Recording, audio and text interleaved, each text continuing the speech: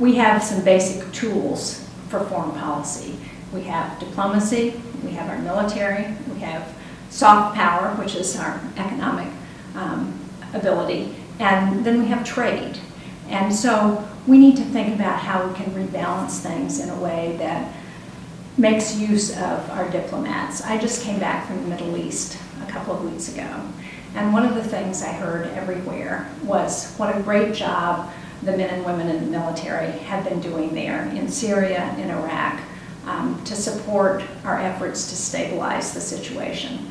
But they also pointed out that they really need the follow-on to that. They need the economic recovery, aid, assistance through trade and through investment. And all of that comes with diplomacy, making sure that we have governments that can serve the people in the countries where they are. So we need to make sure that we're funding and supporting our diplomatic initiatives in the same way that we're funding and supporting our military. We've enjoyed about 70 years of peace and prosperity through much of the world because of the architecture that came mostly as the result of U.S. and Western involvement after World War II.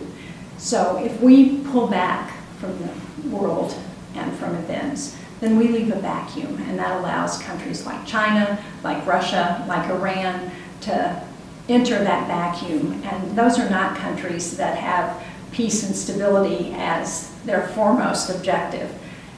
What we have done in the United States and what democracies do is to avoid conflict.